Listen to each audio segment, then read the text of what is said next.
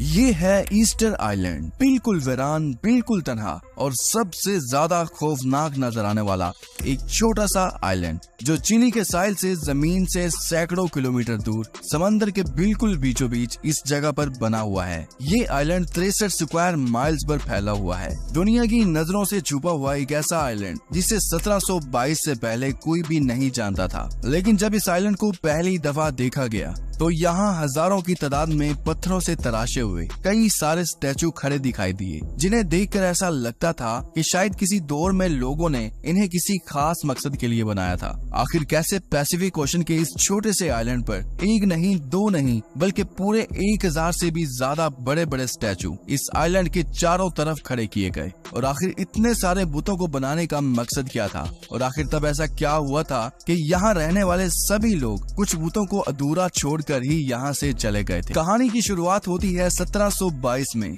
यानी लगभग आज से 300 साल पहले, जब एक यूरोपियन एक्सप्लोरर जैकोब रॉगवीन अपनी इस छोटी सी बोट पर समंदर में कहीं गुम गया था। कई दिनों तक तैरते तैरते वो इस आइलैंड पर पहुंचता है। यहाँ पहुंचकर वो देखता है कि इस आइलैंड के साहिल पर पत्थर से बने हुए बेशुमार बड़े बड़े स्टैचू खड़े हैं। देखने में ये स्टैचू बहुत डरावने और लंबे कद वाले लग रहे थे, जिनको बड़ी महारत के साथ पत्थर को काट कर बनाया गया था। जैकोब को ये सब देखकर थोड़ा अजीब लग रहा था। इसे लगता था कि यहाँ और भी बहुत लोग मौजूद होंगे जिन्होंने ये स्टैचू बनाए होंगे, इसलिए वो इस आइलैंड को मजीद एक्सप्लोर करना शुरू कर देता है। चंद घंटों तक आइलैंड पर घूमने के बाद इसे रियलाइज हुआ कि इस पूरे आइलैंड पर वो बिल्कुल अकेला है, जहाँ इन पत्थरों के स्टैचूज के अलावा और कुछ भी नहीं था। यहाँ पर बहुत सारे स्टैचूज थे, जिनमें से कई स्टैचूज खड़े हुए थे और कई स्टैचूज जमीन पर गिरे पड़े थे। उस दौर में इस आइलैंड पर सिर्फ कुछ ही लोग रहा करते थे, और उस वक्त ये लोग इस आइलैंड को रापा नुई के नाम से पुकारते थे।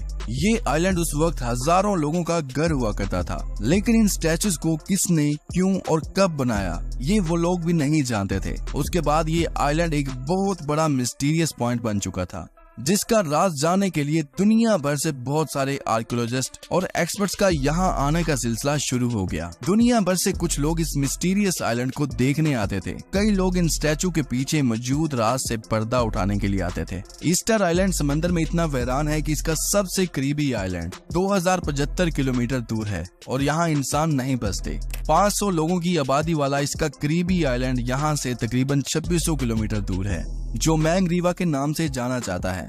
जबकि ईस्टर आइलैंड चिली की टेरिटरी में आता है, और यहाँ से चिली के साहिल का फासला भी 3512 किलोमीटर है। आज के दौर में यहाँ पहुँचना सिर्फ प्लेन की मदद से ही पॉसिबल है, जिसको चिली से ईस्टर आइलैंड का ये डिस्टेंस तय करने में 5 घंटों का वक्त लगता है। एक नॉर्मल साइज के शहर जितने बड़े इस आइलैंड में करीब 1000 बड़े स्टैचू मौजूद हैं, और इन सभी स्टैचूज को मुई कहा जाता है। लगभग इन सभी स्टैचू की शक्ल आपस में एक दूसरे से मेल खाती है। कई बुतों की आंखें हैं तो कई बगैर आंखों के बनाए गए हैं। इनकी लंबी नाक, शार्प गर्दन, चिपटे सर और लंबे चेहरे इनकी शक्ल को एक अनोखी पहचान देते हैं।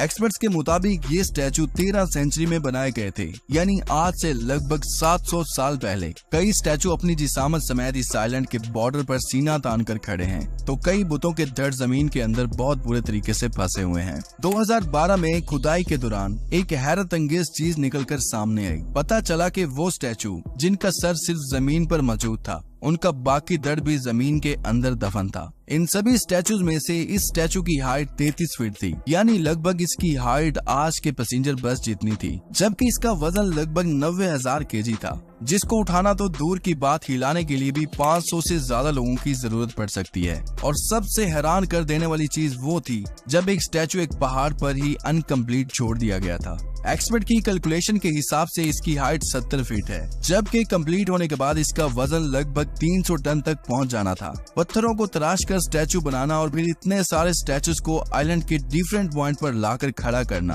ये एक ऐसा टास्क लगता है जिसको आज के दौर में भी पूरा करना शायद मुमकिन नहीं होगा।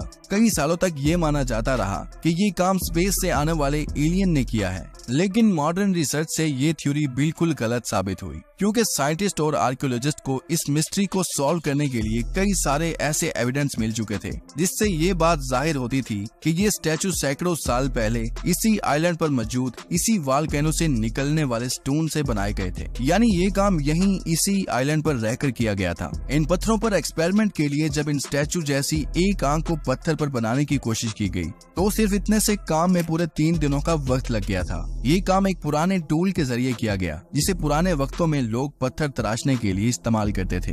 एक्सपर्ट्स का मानना है कि फुल साइज के इन स्टैचूज को बनाने में लगभग 12 मजदूरों की टीम बनाई जाती थी, जिनको ऐसा एक स्टैचू बनाने में लगभग 1 साल का वक्त लग जाता था। यहाँ पर इन अनकम्प्लीट स्टैचूज को देखकर ये अंदाजा लगाया गया कि बड़े बड़े पत्थरों को जमीन पर पड़े पड़े उसको बुतों की शक्ल में तराशा जाता था, और जब ये काम कंप्लीट हो जाता था उसको पत्थरों से अलग कर लिया जाता था। उसके बाद ये बात समझना मुश्किल था कि इतने वजनी स्टैचूज को वॉल्केनो साइड से कई किलोमीटर दूर इस आइलैंड के डिफरेंट पॉइंट तक कैसे पहुंचाया गया होगा, क्योंकि उस वक्त एक स्टैचू का वजन लगभग 14 हाथियों के बराबर था। ये जानने के लिए कई ऐसे स्टैचू को देखा गया जो बीच रास्ते पर पड़े हुए थे, और इन सभी गिरे हुए स्टैचूज में एक चीज बिल्कुल कॉमन थी। जो स्टैचूज किसी ढलवान पर गिरे हुए थे वो मुंह के बल गिरे हुए थे, जबकि पीठ के बल गिरे हुए स्टैचू चढ़ाई पर चढ़ते हुए पाए गए थे। ये देखकर साफ जाहिर होता है कि जब ये स्टैचू ट्रांसपोर्ट किए जा रहे थे तब ये स्टैचू स्टैंडिंग पोजीशन में ही थे, और ट्रांसपोर्ट के दौरान ही ये गिरकर टूट गए। एक्सपर्ट्स का मानना है कि इन सभी स्टैचूज को रस्सियों की मदद से सीधा किया जाता था, और फिर इसे आहिस्ता आहिस्ता दाएं बाएं खींचकर आगे की तरफ चलाया जाता था, और इसी तरह आइलैंड के मुख्तलिफ डायरेक्शन तक पहुंचाया जाता था। इस बात को जाहिर करने के लिए कंक्रीट की मदद से एक स्टैचू बनाया गया। इसकी तीनों साइडों पर रस्सियां बांधकर इसको बैलेंस किया गया। पीछे से रस्सियों को थोड़ी ढील देकर उसको आगे की तरफ झुकाकर दाएं और बाएं साइड से जब खींचा गया तो हैरत अंगेज तौर पर यह स्टैचू आगे बढ़ने लगा। इसी टेक्निक से इस स्टैचू को 50 फीट के फासले तक चलाया गया, जिससे ये बात भी जाहिर हो गई कि ईस्टर आइलैंड पर रहने वाले उस वक्त के लोग इन स्टैचूज को इस टेक्निक बेस पर मूव किया करते थे। लेकिन एक आखिरी मिस्ट्री थी जिसको जानना बहुत जरूरी था। आखिर वो लोग कौन थे जिन्होंने 1000 स्टैचू बनाए, और यहाँ तब आखिर ऐसा क्या हुआ था कि ये लोग अनकम्प्लीट स्टैचू ही छोड़कर चले गए। एक स्टडी में बताया गया कि रापा नुई के इस आइलैंड पर किसी दौर में 1750 लोग रहा करते थे। ये लोग पोलिनेशियन थे जो साल 300 से इस आइलैंड पर आए थे, यानी आज से लगभग 1700 साल पहले। हैरत अंगेज तौर पर तब ये आइलैंड ऐसा नहीं दिखता था जैसा ये आज दिखता है। तब ये दरख्तों से भरा हुआ एक घना जंगल हुआ करता था, और इस बात के कई सारे सबूत भी इसी आइलैंड पर मौजूद हैं। ईस्टर आइलैंड से 25 अलग अलग किस्म के पोलन एविडेंस मिले हैं, जिनमें सबसे भारी मिकदार पाम ट्रीज की थी। अगर तब यहाँ इतना घना जंगल हुआ करता था तो आखिर वो कहाँ गया? रिसर्चर्स का मानना है कि उन 1700 सालों में यहाँ बहुत बड़े पैमाने पर डिफोरेस्टेशन की गई थी।